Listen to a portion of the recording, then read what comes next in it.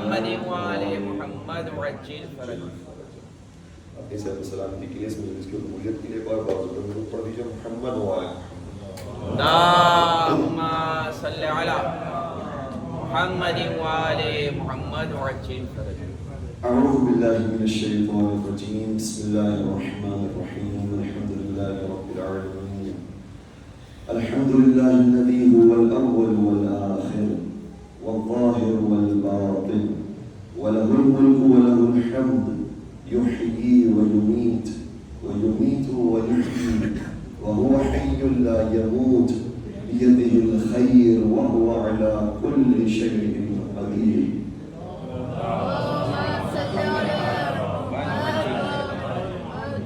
والصلاة والسلام على النبي الأمي القرشي الهاشمي المكي المدني الأبتحي التهامي العبد المؤيد والرسول المسدد المصطفى الأمجد المحمود الأحمد حبيب إله العالمين سيدنا ومولانا أبي القاسم محمد.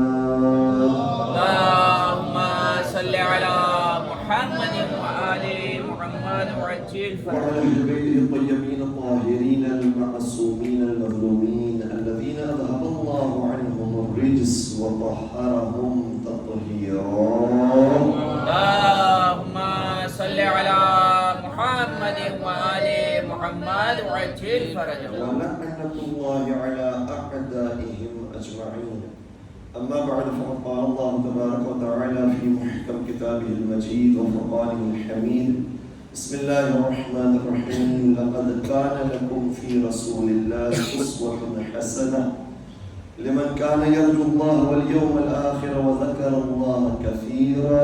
درود پڑھیے محمد وآل اللهم صل على محمد وآل محمد وعجل. اعزائے گرامی قدر، میں اپنی جانب سے معذرت خواہ ہوں کہ کیونکہ ہماری آواز بیماری کی سبب صحیح طریقے سے آپ کو منتقل نہیں ہو پا رہی ہوگی اور آپ کو دقت سماعت کا سامنا کرنا پڑ رہا ہوگا. انشاءاللہ آپ ہمارے لیے دعا فرمائیے گا اور ہم آپ کی دعا کرتے ہیں کہ پروردگار تمام مسلمانوں کو درستی عطا فرمائے اور طول عمر نصیب فرمائے. انشاءاللہ ایمان کی زندگی ایمان میں موت نصیب فرمائے. تربیتی اولاد کے عنوان پر ہماری گفتگو جاری ہے اور ہمیں بہت سارے افراد سے ایسا سننے کو ملا کہ جیسے اس موضوع کو مزید اور آگے بڑھانا چاہیے اور اس کے اوپر بھرپور طریقے سے گفتگو ہونی چاہیے. کل کی گفتگو کے اندر نام کے حوالے سے بات آئی تھی کہ نام کون سا رکھنا چاہیے اپنی اولاد کا.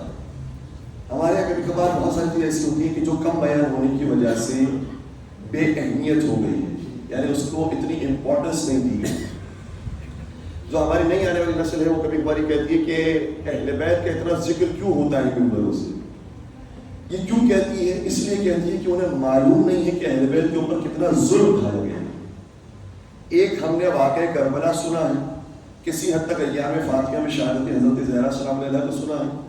باقی معصومین کا نہ ہم نے کبھی ذکر سنا، نہ شہادت کے بارے میں سنا، نہ ان کے حالات زندگی سنے، نہ اندازہ ہوا کہ ان کے دور میں کتنا ظلم ڈھایا گیا ہے ان کو.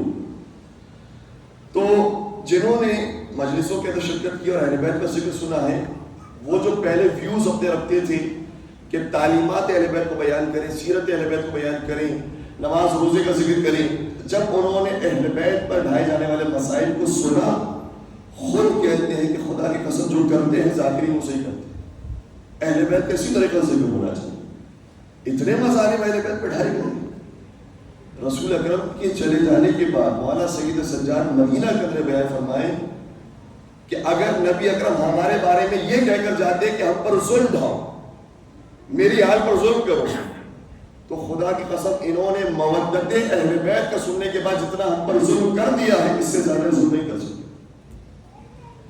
ہم سے کہا گیا تھا کہ محبت سے رکھو، مودت اختیار کرو، اس کے باوجود اتنا ظلم ڈھایا ہے کہ اگر پیغمبر فرما کے آتے ظلم ڈھاؤ اس سے زیادہ نہیں ڈھا سکتے. انہی مظالم میں سے ایک ظلم یہ ہوتا تھا کہ نام امیر المومنین رکھنے پر پابندی تھی. مولا علی کا نام کوئی نہیں رکھ سکتا. اسی لیے آپ کو کبھی کبھار یہ بات سننے کو ملتی ہے کہ بعض ہمارے آئمہ وہ ہیں کہ جنہوں نے اپنی اولاد کے نام فلاں صحابی کے نام پہ رکھی. ٹھیک ہے، یہ بات سننے کو ملتی ہے، لیکن آپ کو کبھی بھی یہ بات نہیں ملے گی کہ کسی صحابی نے اپنی اولاد کا نام علی، حسن یا حسین پر رکھا۔ تو اگر یہ محبت واقعی سچی محبت تھی تو محبت تو دونوں طرف سے ہونی چاہیے۔ اگر آپ یہ کہہ کر ثابت کرنا چاہتے ہیں کہ اہل بیت کو اصحاب سے محبت تھی کیونکہ انہوں نے اپنی اولاد کا نام اصحاب کے نام پر رکھا تھا، تو پھر ہمیں یہ بھی کہنے دیجئے کہ اصحاب کو اہل بیت سے محبت نہیں تھی، اسی لیے انہوں نے اپنی اولاد کا نام علی، حسن اور حسین کے نام پر نہیں رکھا۔ اور ایسے ایسے ادوار گزرے ہیں، سیر و اعلام النبلاء، یہ ہمارے مسلک کی کتاب نہیں ہے، علامہ ذہبی نے کتاب لکھی، کہتے کہ ایک ایسا زمانہ آیا جس میں کسی مسلمان کو غلطی کرنے پر اگر کافر کہہ دیا جاتا تو پھر بھی برداشت کر لیتا، لیکن اگر اسے کہا جاتا کہ تو علی ہو گیا، برداشت نہیں کر سکتا۔ بات سمجھ آ رہی؟ کتنا قبیح لفظ بنا دیا گیا تھا مولا کائنات کہ کافر کا لفظ وہ اپنے لیے پسند کر سکتا ہے، لیکن کوئی کہے کہ تو علی ہو گیا ہے، یہ پسند نہیں کرتا۔ اور اسی کتاب پہ ایک جملہ یہ ہے کہ ایک شخص مصنع بن عبداللہ انصاری، میں نے نام اس لیے بیان کر دیا، مجھے معلوم ہے کہ نام ذہن سے نکل جائے گا، لیکن اس لیے بیان کر دیا کہ یہ روایت دیکھ کر میں بیان کر رہا ہوں آپ کے اذہان عالیہ تک پہنچ جائے، کہ مصنع بن عبداللہ انصاری کہتا ہے کہ میں شام کے سفر پر گیا، کنت بالشام لا اسمع علی ولا حسن، شام میں نے نہ کسی علی نام کا انسان دیکھا نہ حسن نام کا انسان دیکھا۔ پھر میں ایک جگہ سے گزر رہا تھا تو دروازے پر ایک شخص کھڑا تھا جو اپنے بچے کو حسن کہہ کر پکار رہا تھا اور کہہ رہا تھا حسن میرے لیے پانی لے کر۔ میں کہا بڑا نیک آدمی ہے، بڑا شریف آدمی ہے، لگتا ہے اپنا والا ہے۔ میں اس کے قریب گیا، میں نے کہا یہاں پر تو شام میں کوئی بھی اپنے بچوں کے نام علی، حسن، حسین تو نہیں رکھتا ہے، تم نے اپنے بچوں کے نام کیا رکھی؟ کیا میں اپنے ایک بچے کو حسن کہہ کر پکارتا ہوں، ایک کو حسین کہہ کر پکارتا ہوں، ایک کو جعفر کہہ کر پکارتا ہوں؟ کیا میرے دل کے اندر اور خوشی ہو؟ سبحان اللہ، جعفر طیار، حسن مشتبہ، سرکار سید الشہداء، اتنے پیارے نام۔ پھر آگے جو اس نے جملہ کہا، سادات کرام مجھے معاف فرمائیے گا، کہتا ہے یہ جملے اور یہ نام ہم اپنے بچوں کو اس وقت دیتے ہیں جب ہمیں گالیاں دینی ہوتی ہیں، نعوذ باللہ نعوذ باللہ، ورنہ نام تو ہم نے کچھ اور رکھے ہیں، لیکن جب ہمیں برے القابات سے پکارنا ہوتا ہے تو اپنی اولاد کو اس طریقے سے پکارنا۔ تو اس لیے یہ نام صرف نام کی حد تک نہیں ہے، یہ صرف محبت نہیں ہے کہ جو ہم دکھا رہے ہیں اہل بیت کرام علیہ السلام سے، یہی بہت بڑی چیز ہے، لیکن ساتھ ساتھ یہ ایک جنگ کا مقابلہ بھی ہے کہ تم نام علی کو مٹانا چاہتے تھے، نام حسن کو مٹانا چاہتے تھے، نام حسین کو مٹانا چاہتے تھے، نام سیدہ کائنات کو مٹانا چاہتے تھے، ہم اپنی اولاد کے نام پنجابی پاک ہی کے نام پر رکھیں۔ اور چھٹے سرکار حضرت امام جعفر صادق علیہ السلام کی خدمت میں ایک شخص آیا،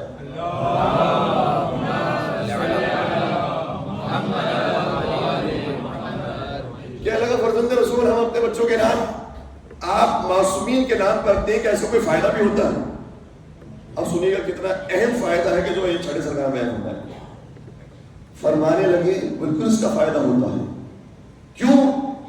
اس لیے کہ تم اپنی اولاد کا نام ہمارے نام پر اس لیے رکھتے ہو کیونکہ ہم سے محبت کرتے ہو، اور حل الدین الا الحب والبغض، دین نام ہی محبت و نفرت کا ہے، تم اپنی محبت کا اظہار کرتے ہو اس نام کے ذریعے کہ تم کن سے محبت کرتے ہو، اور ان افراد کے نام پر اپنے بچوں کے نام رکھتے ہو، اس سے اظہار کرتے ہو کہ تم ان سے محبت نہیں کرتے۔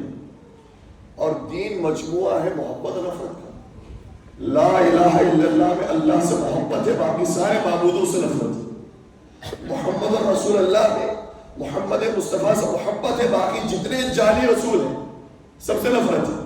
اور علی ولی اللہ میں مولا متقیان سے محبت ہے، اور جتنے جعلی خلیفہ ہیں ان سے نفرت ہے۔ اللہم صلی علی محمد وآل محمد وعجل۔ تو یہ محبت بہت اہمیت کی حامل ہے، اور مجھے کبھی کبھار خود بھی افسوس ہوتا ہے کہ ہم نے اپنی اولاد کے نام رکھے، کیونکہ ایک وہ پیریڈ تھا کہ جب اتنی زیادہ ہماری بھی اسٹڈیز نہیں تھی، اتنی ریسرچ نہیں تھی، اور ہمارے اتفاق سے جو پہلے فرزند کی ولادت ہوئی ہوتی 3 شعبان کو ہی ہم نے اس مناسبت سے اپنے پہلے بیٹے کا نام حسین رکھا، لیکن حسین کے لفظ کے آگے ہم نے رکھا ارتضا، ارتضا حسین، نکلا ہے لفظ مرتضیٰ سے، پھر بھی مناسبت مولانا متقیان سے بھی اور امام حسین سے بھی۔ دوسرے بیٹے کی ولادت ہوئی، ہم نے نام رکھا آیان حسین۔ آیان کا مطلب ہوتا ہے چشمے، صحیح، اور حسین امام حسین۔ تیسرے بیٹے کی ولادت ہوئی، نام رکھا عمار حسین۔ ٹھیک ہے، نام بہرحال کسی حد تک مولانا امام حسین کے نام بار بار آ رہا ہے، اچھے افراد کے نام آ رہے ہیں، لیکن کاش اپنے بچوں کے نام علی حسین، محمد حسین، رضا حسین، نقی حسین رکھا ہوں، تو پھر اور ولایت کا مزہ آتا کہ جو ہم محبت اہل بیت کا دعویدار ہوتے ہیں، اپنی محبت کو ہم نے منتقل کیا اپنی اولاد سے، اور یقیناً اثرات ہوتے ہیں ان الفاظ کے ناموں کے اولاد کے۔ یہ اولاد جب بڑی ہوتی ہے یقین معلوم کرتی ہے کہ میرا نام کیوں رکھا گیا ہے۔ کچھ نام تو ایسے ہیں کہ ہم سر پکڑ کے بیٹھ جاتے ہیں کہ نام کہاں سے آیا۔ کسی نے پوچھا کہ مولانا بتائیے زویا کا مطلب کیا ہوتا ہے، زویا نام رکھنا کیسے؟ اچھا، یہاں پر ہو سکتا ہے کہ بہت سارے ایسے ہوں گے کہ جن کی بیٹیوں کے نام زویا ہو، یا زویا کے نام، یا کسی اور محرم رشتہ داروں کے نام۔ تو زویا کے لفظ کا مطلب ہمیں عربی زبان میں، اردو زبان میں، فارسی زبان میں نہیں ملا۔ ہو سکتا ہے کسی اور لینگویج کے اندر کوئی اچھا معنی بھی لگتا ہو، لیکن ہاں ایک اور لفظ ہے عربی زبان میں جو زویا کے لفظ سے ملتا جلتا لفظ ہے، وہ ہے زحا۔ زحا کا مطلب ہے روشنی، تو زحا اگر رکھا گیا ہے تو اس کا مطلب ہے روشنی، اور اگر زویا کو یہی سوچ کر رکھا گیا تھا کہ اس کا مطلب روشنی کا مطلب ہے، انشاءاللہ پروردگار روشنی کو نصیب فرمائے گا، لیکن اصل لفظ ہوگا زحا۔ تو بہت سارے ایسے الفاظ ہیں کہ مولانا ٹی کے لیٹر سے کوئی لفظ بتا دیجئے اپنی بیٹی کا نام رکھنا ہے، وہ یہ کوئی موبائل کی سیریز تھوڑی آ رہی ہے کہ آپ یہ فلاں نمبر سے بتا دیجئے، فلاں نام سے، فلاں الفابیٹ سے بتا دیجئے۔ بہترین نام معصومین علیہ السلام کے نام۔ اور یہ بھی کبھی کبھار لوگ سوال کرتے ہیں کہ مولانا بتائیے علم العادات میں اور علم النجوم میں ہمارے یہاں جو اولاد پیدا ہوئی ہے اس کا کیا نام ہونا چاہیے؟ اچھا، اس کا مطلب کیا ہوتا ہے؟ سوال کرنے کا مطلب یہ ہوتا ہے کہ مولانا اگر آپ نے علم العادات سے ہمارے بیٹے کا یا بیٹی کا نام بتا دیا، یہ بیٹی وہ ہوگی یا بیٹا وہ ہوگا جو ہمیشہ کامیاب رہے گا، ٹھیک ہے، ذہن میں یہی ہوتا ہے، کبھی بھی اس کو نقصان نہیں ہوگا، ہمیشہ ترقی کرتا رہے گا، کامیابی کی مظاہر سے طے کرتا رہے گا۔ چلے ہم نے تو اعتراف کر لیا کہ ہمیں تو علم العادات نہیں معلوم، علم نجوم نہیں معلوم، لیکن معصومین کو تو معلوم تھی، معصومین کو معلوم تھے یا نہیں معلوم تھے؟ تو پھر معصومین کی اولاد، انبیاء کرام کی اولاد، پھر ان کی اولاد کے اندر کیوں ایسی مثالیں ملتی ہے کہ وہ کوئی نافرمان ہو؟ جس علم کو ہم استعمال کر کر اپنی اولاد کو کامیاب بنانا چاہتے ہیں، تو کیا انبیاء اور معصومین کی خواہش نہیں تھی کہ اس علم کو استعمال کر کے اپنی اولاد کو سعادت مند بنا دیں؟ اس کا مطلب یہ ہوا کہ ایک حد تک ہم اپنی طرف سے ایفرٹ کر سکتے ہیں، باقی بچے کے پاس سارا اختیار ہے۔ بچہ بڑا ہو کر صحیح راستے پر رہنا چاہے تو فبہا، بہت اچھی بات ہے، لیکن اگر وہ اپنے اختیار کو غلط استعمال کر کے غلط ڈائریکشن میں جانے کی کوشش کرے تو ہم کسی علم سے اسے مجبور نہیں کر سکتے کہ تم صحیح راستے پر دیکھو، ٹھیک ہے؟ تو کوئی ایسا ذریعہ نہیں ہے، بس ہماری کوشش ہونی چاہیے کہ کوئی مناسبت ایسی مل جائے کہ جس کے صدقے میں ہماری اولاد انشاءاللہ سعادت مند ہو جائے۔ اور میں نے دیکھا کہ جب انبیاء کرام کی بات کی گئی، معصوم کرام کی بات کی گئی، تو تھوڑے سے سوالیہ نشان کے ساتھ چہرے میرے سامنے آئے ہیں، اور جیسا میں نے عرض بھی کیا ہے کہ اگر کوئی سوال کرنا چاہے تو سوال کر سکتے ہیں بلا جھجک، اس کے اندر کوئی مذائقہ نہیں۔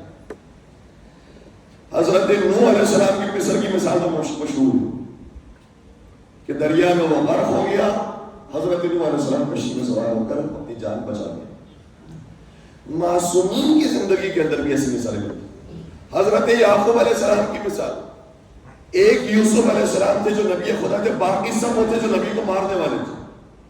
حضرت آدم علیہ السلام کی مثال، حابیل نیک تھے، قابیل قاتل بنا ہے حابیل، ٹھیک ہے، انبیاء کی مثال، اماموں کی مثال۔ چھٹے سرکار کے کئی سارے اولاد تھی، ان میں سے ایک حضرت امام موسیٰ کاظم علیہ السلام، اور ان سے چلے بولا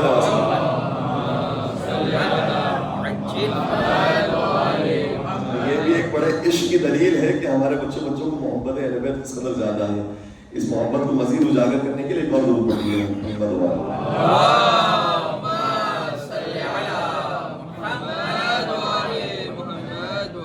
امام کاظم سے پہلے 2 اور ان کے بھائی تھے.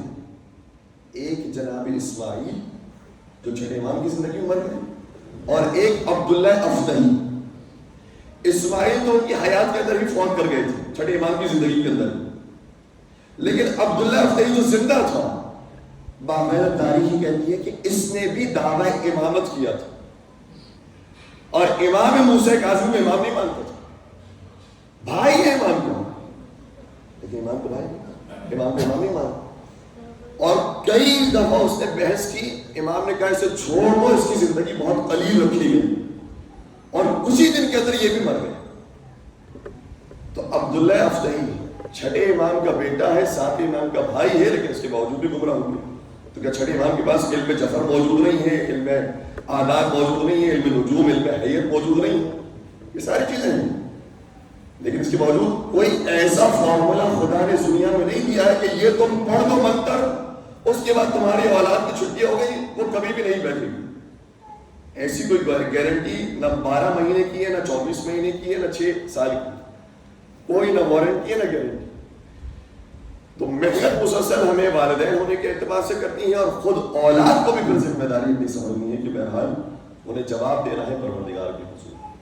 تو دونوں راستے پروردگار عالم نے کلیئر کرتی ہیں, پورے اختیار کے ساتھ انسان کو صحیح راستے کا انشاءاللہ انتخاب کرنا ہے. باوازِ بلند درود پڑھ دیجیے محمد و آلہ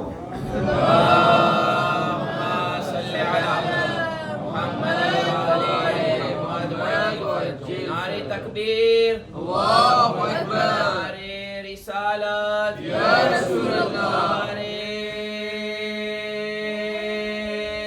حیدری, یا محمد والے محمد صلوات, اللہم صلی علی محمد والے محمد عجل فرجہ.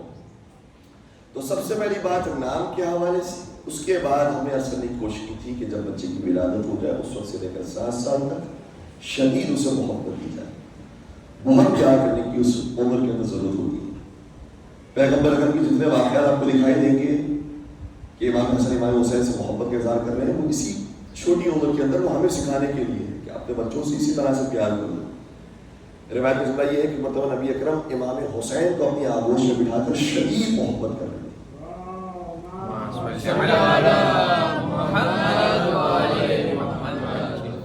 بہت چوم رہے تھے, کبھی رخسار کا بوسہ, کبھی ماتھے کا بوسہ سینے سے لگا رہے. ایک شخص موجود تھا انصاری, مدینے کا رہنے والا, کہتے یا رسول اللہ ہم تو اپنی اولاد کو اتنا لفٹ نہیں کراتے, ہم تو اپنی اولاد کی اتنی پرواہ نہیں کرتے, آپ تو کچھ زیادہ ہی اپنی اولاد کو چاہتے ہیں, اور اپنی زبان میں کہیں تو آپ نے تو اپنی اولاد کو سر پر سوار کر دیا, اتنا کیا انہیں لفٹ کرانے کی ضرورت ہے. پیغمبر کو جلال آیا, فرمایا جس کے دل میں خدا رحم ڈالتا ہے وہ اپنی اولاد سے محبت کرتا ہے. تو پروردگار سے دعا مانگ کہ خدا تیرے دل کے اندر رحم ڈالے. تو اس عمر کے اندر بطور خاص محبت کرنا بہت ضروری ہے. اور پھر اس عمر سے جیسے جیسے انسان آگے بڑھتا ہے 7 سے 14 سال کے درمیان کا جو پیریڈ. اچھا یہ بھی جو روایت ہے, ولادت سے لے کر 7 سال تک بچہ بادشاہ, 7 سال سے 14 سال تک بچہ غلام ہے, 14 سال سے 21 سال تک بچہ وزیر ہے.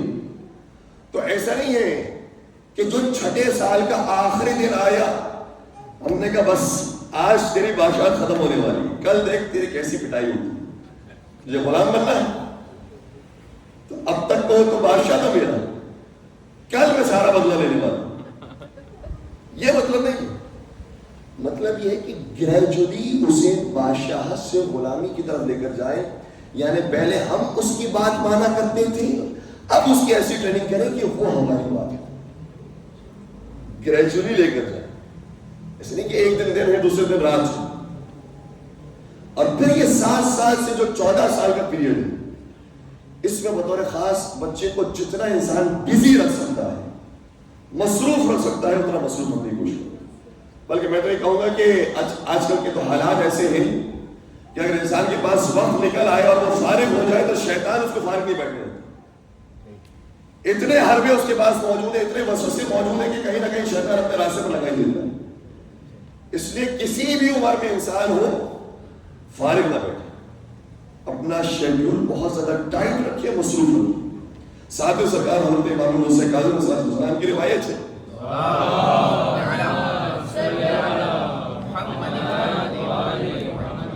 فرماتے کہ 3 لوگوں پر اللہ کی لعنت نازل ہوتی ہے.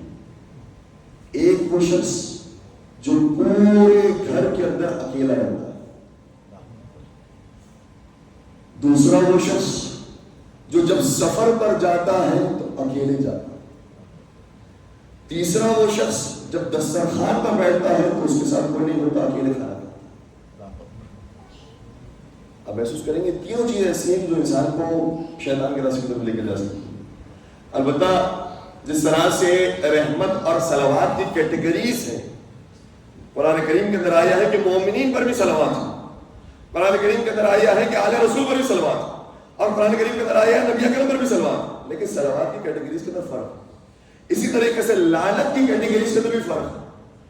کچھ لعنت وہ ہے جو شیطان کے لیے, کچھ لعنت وہ ہے جو شیطان کے ساتھیوں کے لیے, کچھ لعنت وہ ہے کہ جو شیطان کے راستے پر نادانی کے ساتھ چل پڑے ان کے لیے. تو یہ نہ محسوس کیجیے گا کہ مولانا نے تو آج ہمیں کیا بنا دیا. تو ساتھ سرکاریں بیان کر رہے ہیں کہ مناسب نہیں ہے کام. جتنا انسان اوائڈ کر سکتا ہے اوائڈ کرنے کی کوشش کرے. اگر گھر موجود ہے تو اس میں کوئی نہ کوئی اس کے ساتھ رہنے والا ہو تاکہ حرام سے محفوظ رہے. اسی طریقے سے دسترخوان بچھا ہوا ہو, خود کھانا کھا رہا ہو, کوئی سائل موجود ہے, کوئی بھوکا موجود ہے, بہتر یہ ہے کہ کوئی آ جائے دسترخوان پر اس کے ساتھ بیٹھ کے کھانا کھائے. اور تیسری چیز یہ کہ جب سفر پر جائے تو اکیلے نہ جائے, کہیں نہ کہیں اسے ضرورت پیش آتی ہے اپنے ساتھی کی, کہیں نہ کہیں کسی مشکل میں گرفتار ہوتا ہے, پھر یاد آتا ہے کہ کاش میں اگر کسی ساتھی کے ساتھ گیا ہوتا تو مجھے پریشانی نہیں ہوتی. تو اکیلے کی زندگی یہ اسلام کو پسند نہیں. اکیلے کی ذات صرف پروردگار کی ذات. جب کائنات میں حضرت آدم علیہ السلام کو بھی زمین پر بھیجا تو حوا علیہ السلام اللہ کے ساتھ بھیجا. کوئی بھی دنیا میں مخلوق, صرف انسانوں کی بات نہیں, جانوروں کی بات لے لیجیے, جانوروں کی بات نہیں, پودوں کی بات لے لیجیے. خدا نے قرآن کریم میں ارشاد فرمایا ہے, ظاہر الفاظ یہ قرآن کریم کی آیت کی کہ خلق لکم ازواجا, کہ پروردگار نے تمہیں بنایا ہے تو جوڑوں کے ساتھ بنایا. اور یہ نوجوانوں سے ریکویسٹ ہے اور والدین سے اس سے زیادہ بڑی ریکویسٹ ہے کہ جوڑوں کو تلاش کرنے کی ضرورت ہے, کیونکہ یہ کبھی کبھار پیریڈ نکل جاتا ہے, اس کے بعد وہ چیز ہاتھوں میں نہیں آ سکتی. چھٹے سرکار حضرت امام جعفر صادق علیہ السلام شاہ فرماتے ہیں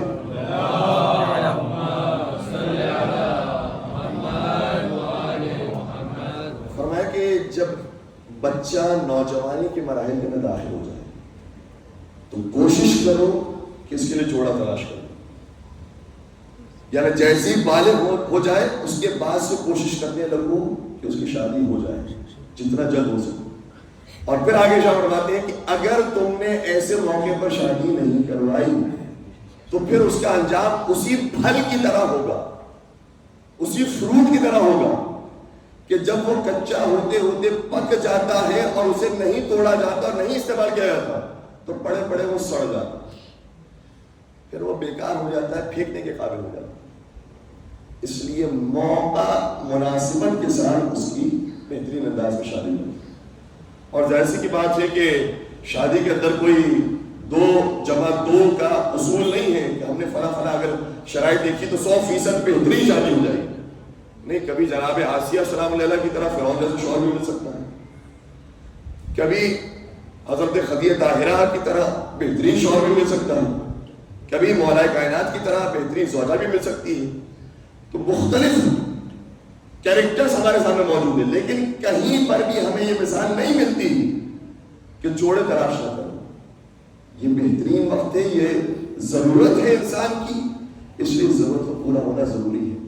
اگر یہ ضرورت جائز طریقے سے پوری نہ ہوئی تو انسان ناجائز کی طرف چلا جائے. اور شادی کی دعاؤں میں سے دعا یہ, وہ نوجوان جو ہے وہ اپنے موبائل کو نکالنا چاہے تو موبائل نکال لیں اور اس کو ریکارڈ کر لیں. جن کی شادیاں نہ ہو رہی باقاعدہ دعاؤں کا جملہ یہ بیان کیا گیا, اللہم اغننی بحلالک عن حرامک وبطاعتک عن معصیتک.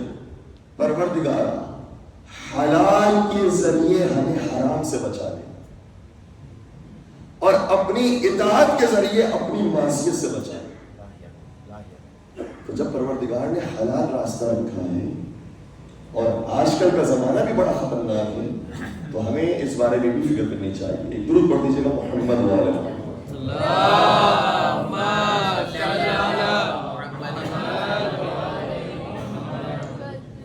اچھا, ہم نے بات بہت جلدی سے بڑھا دی, آگے مجھے نہیں معلوم کہ کن کے چہرے میں دیکھ رہا ہوں کہ جن کی وجہ سے یہ باتیں میں نے کہی, ورنہ ابھی ہماری گفتگو تھی 7 سے 14 سال کے لڑکے.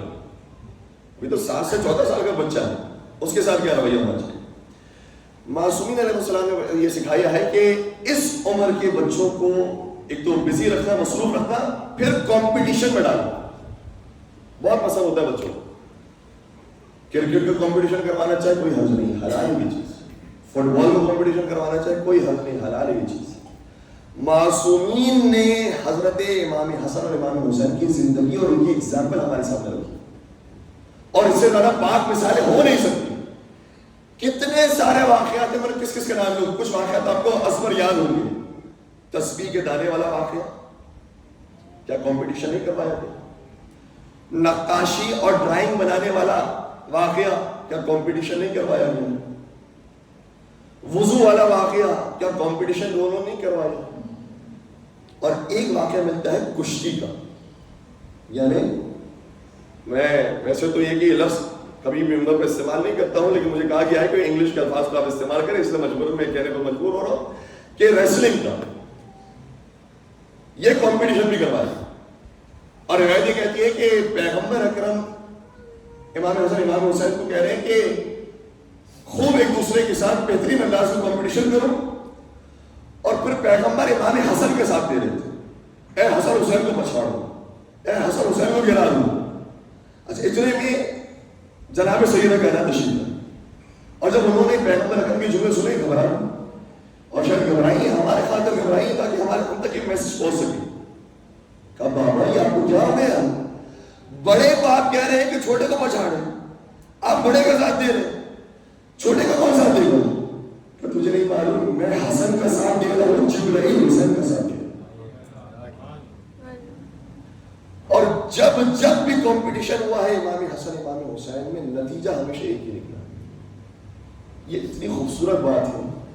کوئی بھی کمپٹیشن ہو, عید کا موقع تھا, دونوں دوش پر سوار ہوئے, تو جب بھی نتیجہ نکلا ہے ہمیشہ برابر کا نتیجہ ہے, کبھی کسی کو کسی کے اوپر فوقیت نہیں. اور یہ بھی ایک اصول تربیت اولاد. چھٹے امام امام جعفر صادق علیہ السلام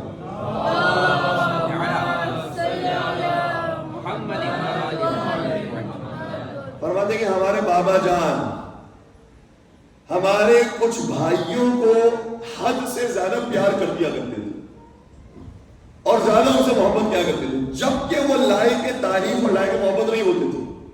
اور ہمارے بابا یہ فرمایا کرتے تھے کہ جس طریقے سے یوسف اور ان کے بھائیوں کے درمیان حسد کی فضا قائم ہو گئی, کہیں میرے بچوں کے اندر حسد کی فضا قائم نہ ہو جائے.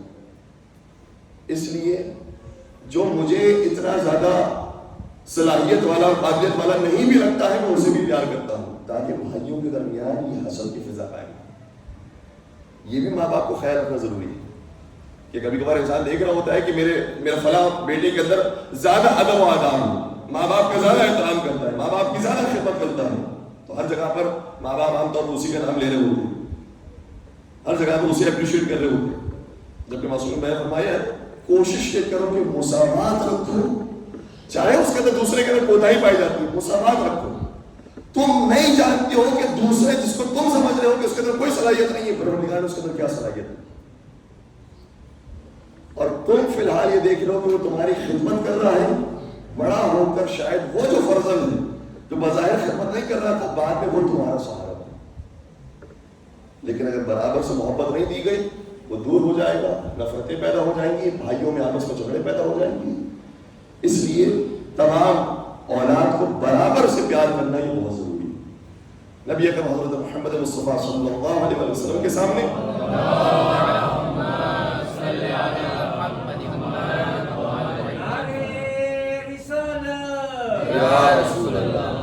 اچھا, میری مجبوری یہ ہے کہ میں سلوات آپ لوگ سے اسی طرح سے پڑھوا سکتا ہوں, کیونکہ میں نے دیکھ لیا کہ اور نہ نعرے لگ سکتے ہیں نہ نعرہ تلوار ہو سکتا ہے, تو معصومین کے نام کو اتنے ادب و احترام کے ساتھ لیا جائے کہ مجبوراً ہم سب صلوات پڑھ دیں.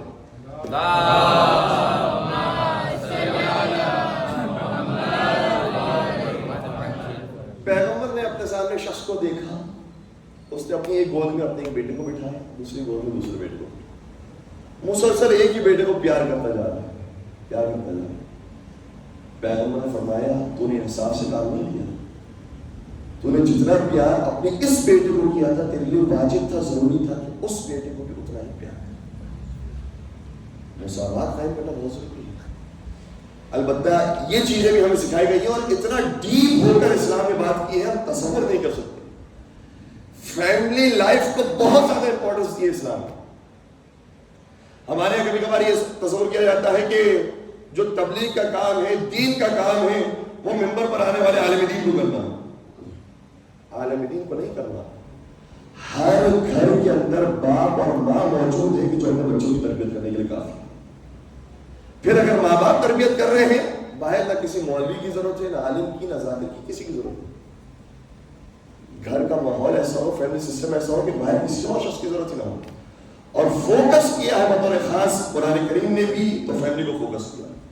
سورہ تحریم کے اندر آیت موجود ہے, یا ایھا الذین آمنوا قوا انفسکم واہلیکم نارا, اے صاحبان ایمان اپنے آپ کو بھی اور اپنے اہل و عیال کو بھی آتش جہنم سے بچاؤ. اپنے آپ کو تو بچا رہے, اہل و عیال کی کیا ضرورت ہے؟ کہا نہیں, فیملی کے ساتھ ہی تمہیں آگے بڑھنا ہے. حضرت ابراہیم علیہ السلام دعا مانگتے تو کیا دعا مانگتے ہیں؟ ربنا اغفر لی ولوالدی وللمؤمنین یوم یقوم الحساب. والدین کا الگ سے ذکر کرنے کی ضرورت کیا ہے؟ مومنین کے اندر والدین کو بتا دو. کہا نہیں, والدین کی امپورٹنس. ایک اور دعا ہے جو مومنین کے لیے آئی قرآن کریم کے اندر, ربنا, سورہ فرقان کی آیت ہے, ربنا هب لنا من ازواجنا وذرياتنا قرۃ اعین.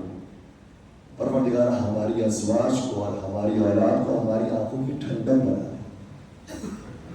اچھا, یہ آیت بھی جب کبھی کبھار پڑھی جاتی ہے جو عربی جاننے والے افراد ہیں نا وہ اس بات کو محسوس کریں گے. لفظ آیا ہے اس آیت کے اندر ازواجنا. ازواج جمع کا صیغہ ہے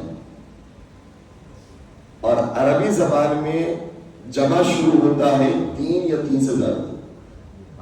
ٹھیک ہے, پروردگارہ ہماری ازواج کو اور ہماری اولاد کو ہماری آنکھوں کی ٹھنڈک بنا. یہ نہیں کہا کہ ہماری زوجہ کو اور ہماری اولاد, کیا کہا؟ ہماری ازواج کو. ماشاءاللہ دقت بہت زیادہ ہے.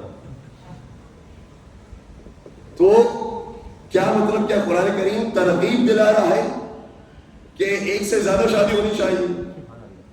اپنے مقام پر ترغیب دلائی بھی ہے, عدالت اگر کر سکتے ہو تو ترغیب دلائی بھی ہے, لیکن اس مقام پر علماء کرام نے فرمایا یہاں ترغیب نہیں دلائی جا رہی, بلکہ حقیقت میں تم نے دعا اس طرح سے مانگی ہے کہ ربنا, اے ہمارے پروردگار, ہماری ازواج کو اور ہماری اولاد کو ہماری آنکھوں کی ٹھنڈک بنا دو. تو جب تم سب نے مل کر دعا کی ہے تو پھر جمع کا صیغہ ازواج کو استعمال ہوگا. اگر اکیلے کی دعا ہوتی اور پھر ازواج کا صیغہ استعمال ہوا ہوتا تو پھر کہا جا سکتا کہ ایک سے زیادہ شادیوں کرنے کی ترغیب دلائی گئی. یہ درود پڑھ لیجیے محمد والا. اللهم صل على محمد وآل محمد وعجل فرجهم. تو فیملی لائف کو اتنا پریسائز ہو کر اسلام نے بیان کیا ہے کہ اگر اولاد میں تمہارے بیٹیاں بھی ہیں اور بیٹے بھی ہیں تو اسلام یہ کہتا ہے کہ اگر کوئی تم تحفہ لے کر آؤ تو بیٹی کے ہاتھ میں, چاہے بیٹی بڑی کیوں نہ. لڑکا چھوٹا ہے, لڑکی بڑی, تب بھی لڑکی کے ہاتھ میں تحفہ رکھو. کیوں؟ کیونکہ لڑکی کے اپنے جذبات ہیں, لڑکی کے اپنے خیالات ہیں. لڑکی یہ دیکھ رہی ہوتی ہے کہ باپ کو کس سے زیادہ محبت, میرے ہاتھ میں پہلے رکھا ہے میرے بھائی کے ہاتھ میں. اس کو یہ مطلب نہیں کہ اندر کیا نکلا ہے. لیکن لڑکا بڑا ہوشیار ہوتا ہے, وہ کہتا ہے مجھے فرق نہیں پڑتا کہ کس کے ہاتھ میں پہلے دے دیا, میرے ہاتھ میں آیا کیا وہ مجھے کھول کے دیکھو. اس لیے لڑکے کے مزاج کے اعتبار سے اسلام نے کہا کہ کوئی تحفہ لے کر آؤ تو اپنی بیٹی کے ہاتھ میں پہلے رکھو, وہ خوش ہو جائے, اور پھر لڑکے کے ہاتھ میں رکھو, اور لڑکے ہاتھ میں جو رکھو وہ سوچ سمجھ کے رکھو, پھر جا کر وہ خوش ہوگا. اسی طریقے سے یہ بیان کیا گیا کہ اگر اولاد کے اندر سارے بیٹے ہیں یا ساری بیٹیاں ہیں تو پھر جو سب سے چھوٹا ہے اس کو سب سے پہلے، کیونکہ وہ معصوم ہے، وہ بھی اسی طریقے سے جذبات رکھتا ہے کہ بابا سب سے پہلے کس کے لیے تحفہ لے گا، میرے لیے میرے ہاتھوں میں رکھا ہے، وہ اس بات کو خوش ہو جاتا ہے. پھر کیا نکلا ہے اندر سے اس کو اس کی پرواہ نہیں، پھر جو جتنا بڑا ہو پھر اس کے ہاتھ میں وہ تحفہ رکھا. تو اتنا پریسائز ہو کر اسلام نے اس کے اوپر گفتگو کی ہے. اچھا ایک اور مسئلہ کہ ہمارے یہ سمجھا جاتا ہے کہ جتنی اولاد کم ہوگی اتنی تربیت کرنا آسان ہوگا. آج کے ماہرین بھی اس بات کو مانتے ہیں اور اسلامی ماہرین نے بہت پہلے والی بات بیان کی. آج کے ماہرین کا جملہ یہ کہتے ہیں کہ پہلی اولاد ماں باپ کے لیے درد سر ہوتی ہے. کیا ہوتی ہے؟ کیا ہوتی ہے؟ درد سر ہوتی ہے. درد، اور اس درد کی کوئی دوا نہیں ہے سوائے یہ کہ دوسری اولاد آ جائے، وہی اس کے لیے دوائی ہوتی ہے، ورنہ اس کے لیے کوئی دوائی نہیں. اور دو اولاد کا ہونا یہ انتہائی ضروری ہے. پھر جتنا جتنا پروردگار برکت دیتا جائے بہت اچھی بات ہے، لیکن جو ایک اولاد والی ہے وہ ان کی زندگی پریشانی کے اندر گزرتی ہے. ایک زمانہ تھا کہ جب تربیت کی جاتی تھی اور پرانے زمانے میں والدین اپنے بچوں کی تربیت کیا کرتے تھے تو گھر کے اندر کس کا آرڈر چلتا تھا؟ سب جانتے ہیں کہ پرانے زمانے میں آرڈر چلتا تھا تو مردوں کا آرڈر چلتا تھا. ٹھیک ہے، جو مرد نے بات کہہ دی وہ پورے گھر کو مانا. پھر زمانہ تبدیل ہو اور یہ تھوڑا سا قریب کا زمانہ ہے، یہ حکمرانی مرد کے پاس سے نکل کر عورت کے پاس آئے. اب عورت جو کہتی ہے ویسا گھر چلتا. ٹھیک ہے، اور یہ بہت سارے معاشروں کی تربیت کرائی تھی. لیکن اب جا کر تحقیقیں کہتی ہے کہ نہ مرد کے پاس اب حکمرانی رہی، نہ خاتون کے پاس اب حکمرانی رہی، اب حکمران بچہ ہو گیا. ایسا ہے یا نہیں؟ جو ایک اولاد والے ہیں وہ بطور اس بات کو محسوس کریں گے. نہ باپ کی چلتی ہے نہ ماں کی چلتی ہے، بچے نے جو کہہ دیا وہی ماننا پڑتا ہے. جبکہ گھر کو بہترین انداز میں چلانے کا قرآن کریم نے اصول دیا. الرجال قوامون علی النساء، پروردگار نے مردوں کو عورتوں کا سرپرست بنایا. مردوں کے پاس جو مینیجنگ کی صلاحیت موجود ہے وہ خاتون کے پاس نہیں ہے. خاتون جذبات بہت ساری چیزیں کہہ جاتی ہیں اور ان جذبات کو سنبھالنے کے لیے مرد کو حوصلہ چاہیے ہوتا ہے. بڑی جنگ چل رہی ہوتی ہے، نہ جانے گھروں کے اندر کتنی ورلڈ وارز ہو چکی ہیں اور باہر والوں کو خبر بھی نہیں ہوتی، اور ہونا بھی ایسی چاہیے. یہ مرد ہوتا ہے جو کبھی کبھار رشتوں کو باقی رکھا ہوتا ہے. البتہ عورتوں کی بھی قربانیاں بہت ساری ہوتی ہیں تاریخ کے اندر، لیکن جو مینیجنگ پاور ہے وہ مرد کے پاس ہوتی ہے. اس لیے قرآن کریم نے کہا الرجال قوامون علی النساء، مردوں کو سرپرست بنا گیا ہے عورتوں کے اوپر بھی اور بچوں کے اوپر. جب ولی کی بات آئی تو نہیں کہا کہ ماں سے اجازت دو، کہا باپ سے اجازت دو. کیونکہ ماں جب فیصلہ کرتی ہے تو اپنے دل سے کرتی ہے، باپ جب فیصلہ کرتا ہے تو اپنے دماغ سے. اور عقل کو فوقیت دی گئی ہے دل کے اوپر، جذبات کے اوپر. اب بہت سارے ایسے مقامات ہیں کہ جہاں پر ماں کو بھی فوقیت دی گئی. نہیں کہا گیا کہ باپ کے قدموں میں جنت ہے، کہا گیا ماں کے قدموں میں جنت، کیونکہ ماں جذبات کی ہے. باپ کے قریب نہیں آئیں گے، ان کا ہاتھ نہیں چومیں گے، ان کے پیر نہیں چومیں گے، باپ کو تو وقت نہیں پڑے گا. لیکن ماں کے ساتھ اگر یہ سلوک نہیں کیا گیا ماں ناراض ہو جائے گی، ماں کو اچھا محسوس نہیں ہوگا. ماں جذباتی ہوتی ہے. باپ سے آپ کئی کئی دنوں تک بات نہیں کریں کوئی فرق نہیں پڑے گا، ہے میرا ہی بیٹا. لیکن ماں سے اگر کچھ دنوں تک بات نہیں کی ناراض ہو جائے، اس سے راضی جائے. تو ماں جذباتی ہوتی ہے، دل سے فیصلے کرنے والی ہوتی ہے، باپ دماغ سے اور ذہن سے فیصلے کرنے والا. تو جہاں دل کے معاملات آئے وہاں پر ماں کو فوقیت دی گئی، جہاں پر دماغ کے معاملات آئے وہاں پر باپ کو فوقیت دی گئی. دور پڑھ دیجیے گا محمد والے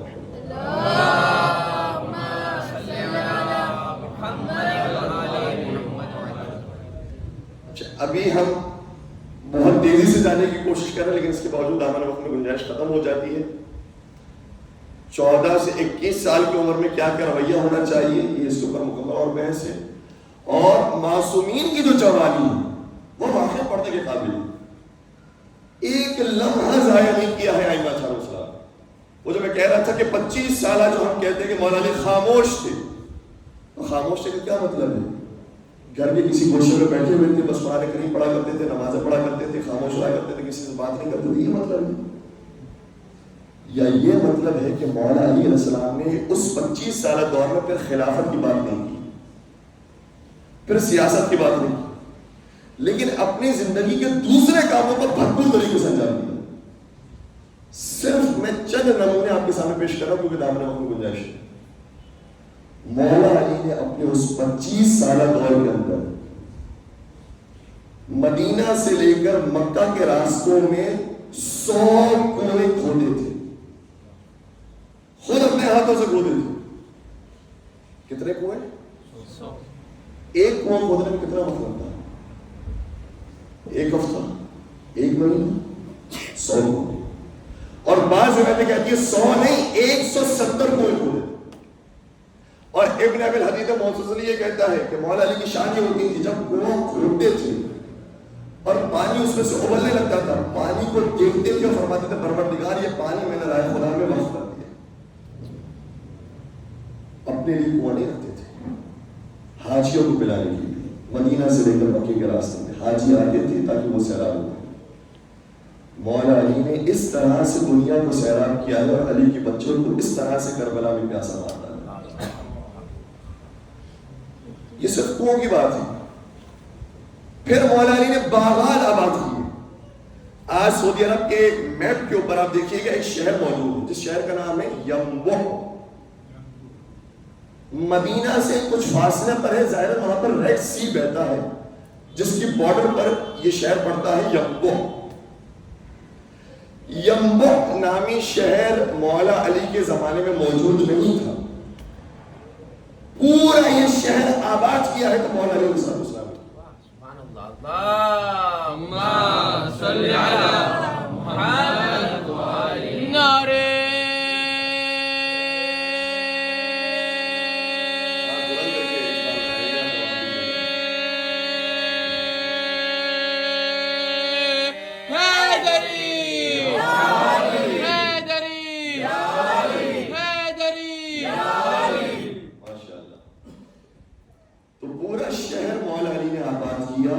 اور اس کی ایک روایت یہ ہے کہ 5ویں امام محمد باقر صلی اللہ علیہ وسلم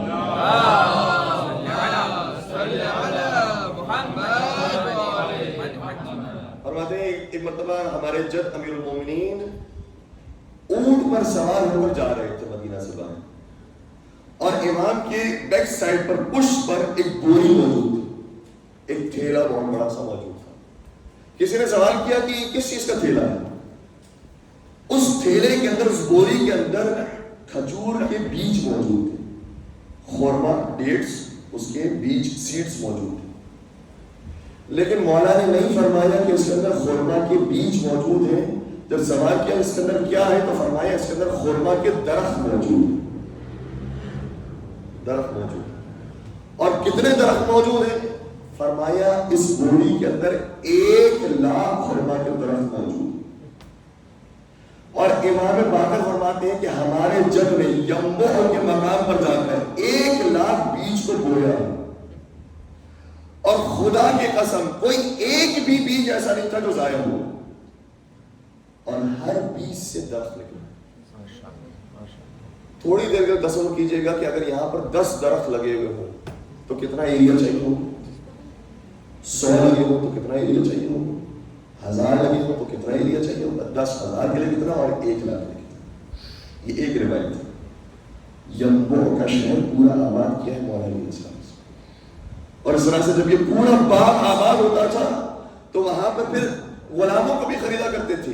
اچھا بس آپ کا یہ بھی سوال ہوتا ہے کہ معصومین غلاموں کیوں خریدتے تھے؟ اپنے کام کے لیے. اپنے کام کے لیے خود غلاموں کو خریدا کرتے تھے تاکہ انہیں اپنے پیروں پر کھڑا کر کے آزاد کر دیا جائے. تو ان غلاموں کو پھر ان باغات کی نگہبانی کے لیے رکھا. ایسے ایسے انہیں غلاموں نے شادیاں کی، وہیں پر ان کی اولاد ہوئی اور پورا شہر ینبوع کا آباد. اور بھی بہت سارے باغ ہیں کہ جو ینبوع کے مقام پر موجود ہیں. ایک باغ کا نام ہے بغی بغات، ٹھیک ہے، بغی بغات. بغی بغات کہا جاتا ہے طوطے کی آواز کو.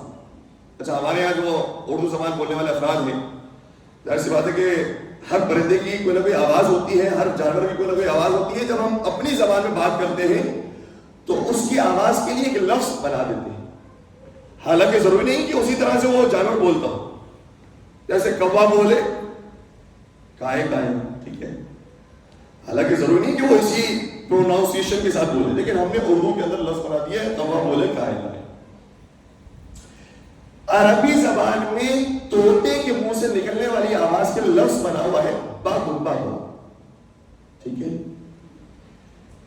جب آباد نہیں ہوا تھا بغی بغات تو طوطے موسم تبدیل ہونے کی وجہ سے افریقہ کی طرف جایا کرتے تھے اور وہاں کے باغات میں جا کر چہچہایا کرتے تھے اور وہاں کے پھلوں سے تازگی حاصل کیا کرتے تھے. لیکن جب مولا نے ینبوع کے مقام پر یہ پورا شہر آباد کر دیا اور باغات آباد کر دیے تو وہ طوطے جو افریقہ جایا کرتے تھے اب وہ سعودی عرب کی طرف آنے لگے. اور ان طوطوں کے آنے کی وجہ سے اور ان کی آوازوں کی وجہ سے اس بات کا نام پڑ گیا بغی بغات. ایسا کمال کیا ہے، تاریخ کو ہلا دیا. اتنا کام، اتنی محنت. ہم سمجھتے ہیں کہ معصومین علیہ السلام بس نماز، روزے، مسجد اور انہی تک محدود تھے. زندگی کے اندر بہت سے کام ہیں اور ہمارے نوجوانوں کو بھی بہت آگے بڑھنا ہے.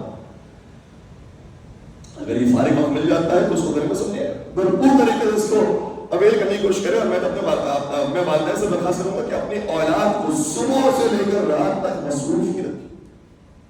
اسکول بھیجیں، مدرسہ بھیجیں، اسپورٹس میں بھیجیں، اس کو قرآن حفظ کے اندر بھیجیں. بہت ساری چیزیں ہیں کہ جو آپ کروا سکتی ہیں اور اسے جتنا مصروف رکھیں گے آگے چل کر جب یہ بچہ بنے گا تو واقعی پورے شہر پر حکمرانی کرنے والا ہے انشاءاللہ. بس عزیزوں میں نے آپ کو کافی زحمت دے دی، وقت بہت زیادہ گزر گیا. جس طرح سے مولانا متقیان نے اپنی جوانی کے دور کے اندر بھرپور زحمتیں اٹھائی، اسی طریقے سے مولانا سید سجاد نے بھی جوانی کے دور کو بھرپور زحمتیں اٹھائی اور انہوں نے اپنے دور کے اعتبار سے تبلیغ دین کا کام کیا. انشاءاللہ وقت ہوا تو کل اس کے اوپر بھی روشنی ڈالنے کی کوشش کریں گے. لیکن مولانا سید سجاد کی تبلیغ میں سے ایک تبلیغ یہ ہوتی تھی کہ ان کے پاس مجلس نہیں ہے، ان کے پاس ممبر نہیں ہے، لیکن حسین پر رونا ہے. روئے تو کیسے روئے؟ کوئی ذاکر پڑھنے والا نہیں، کوئی عزادار موجود نہیں ہے کہ جو ساتھ دینے والا ہو. دیکھیں یہ عزادار ہوتے ہیں نا، کبھی کوئی یا حسین کی آواز نکالتا ہے، کوئی چیخ کر روتا ہے تو دوسرے کو بھی حوصلہ ملتا ہے، وہ بھی رونا شروع کرتا ہے. لیکن مولانا سید سجاد کو کوئی سہارا نہیں ہے، اکیلے ذاکر بھی ہیں، اکیلے عزادار بھی ہیں. پھر عزاداری کہاں کیا کرتے تھے؟ سنیں کہ کہاں کیا کرتے تھے؟ جب افطار کے وقت کھانا آتا تھا نا اور کھانے پر نظر پڑتی تھی، روٹیوں پر نظر پڑتی تھی تو فرماتے تھے قتل ابن رسول اللہ جایا، ہائے رسول اللہ کا بیٹا بھوکا مارا گیا. کبھی وضو کے لیے پانی کو دیکھتے تھے نا اس موقع پر روتے تھے، فرماتے تھے قتل ابن رسول اللہ عطشانا، رسول اللہ کا بیٹا پیاسا مارا گیا. اور سنیں کہ کہاں پر عزاداری کرتے تھے؟ مدینہ میں کبھی قصاب کی دکان سے گزرتے تھے. قصاب بھی پہچان گئے کہ جب مولانا سید سجاد گزرتے ہمیشہ ایک سوال کرتے ہیں. اب جو مولانا سید سجاد گزرے ہر ایک نے پردہ لگا دیا، لیکن ایک قصاب اپنے دکان میں پردہ لگانا بھول گیا. آقا سید سجاد اس کے قریب آ سوال کیا، یہ بتا تو نے جانور جب ذبح کیا تھا تو اس کو پانی پلایا تھا؟ کہ مولا میں آپ کی جب کی شریعت کا ماننے والا ہوں، میں جانور کو ذبح نہیں کرتا جب تک اس کے سامنے 3 مرتبہ پانی نہ پیش. مولا رو کر کربلا کا رخ کرتے فرماتے السلام علیکہ یا ابا عبداللہ، بابا آپ پر میرا سلام ہو. مدینہ میں جانور بھی ذبح ہوتا ہے تو اس کو پانی دیا جاتا ہے. آئے میرا بابا غریب زہرا 3 دن کا بھوکا پیاسا کربلا میں مارا. اجرکم علی اللہ، اجرکم علی اللہ. ایک اور روایت سنیں کہ مولانا سید سجاد نے ایک اور مقام پر کب گریہ کیا. جب مدینہ میں کہیں کسی گلی سے گزر رہے تھے دیکھا کہ ایک مسافر آیا ہے، پردیسی آیا ہے شہر کے اندر، نیا آدمی کہنے لگا، فریاد کرنے لگا، میرا شہر میں کوئی جاننے والا نہیں، میرا کوئی سہارا نہیں ہے، مجھے کوئی پہچاننے والا نہیں ہے۔ مولا اس کے قریب اور ایک سوال کیا، ٹھیک ہے تیرا کوئی پہچاننے والا نہیں ہے، لیکن اتنا بتا، اگر خدا نخواستہ تجھے شہر میں موت آ جائے، تجھے یہاں والے غسل و کفن دیں گے یا بغیر غسل کے چھوڑ دیں گے؟ کہتے کیوں نہیں دیں گے مولا، یہ مدینہ ہے، مسلمان یہاں پر رہتے ہیں، میں مسلمانوں کے درمیان اگر مر جاؤں گا، یہ مسلمان مجھے ضرور غسل و کفن دیں گے، ضرور لوٹائیں گے۔ مولا کربلا کر کے کہتے تھے، السلام علیکم یا ابا عبداللہ، بابا یہاں امتی بھی اگر مسافر ہوتا ہے تو مسلمان اسے غسل و کفن دیتے ہیں۔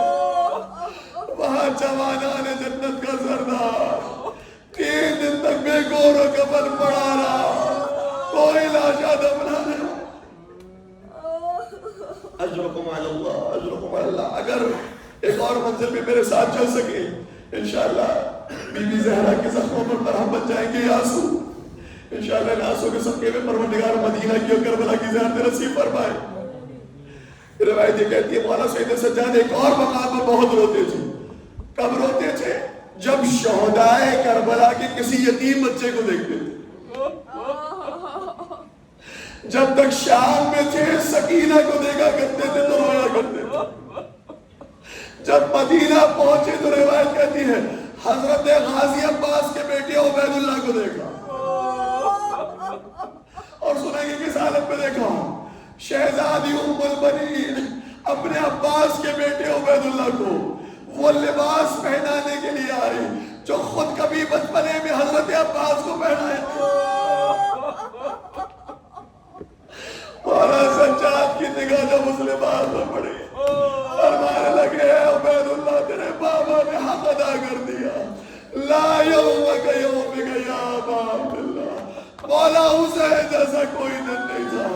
ہاں ہمارے چچا عباس سے جنہوں نے بھرپور وفاداری کا مظاہرہ کیا، اپنے ہاتھوں کو کٹوا دیا، سینہ چھد گیا، زمین پر سر بریدہ گرے، دست بریدہ گرے، مگر نصرت دین سے پیچھے نہ۔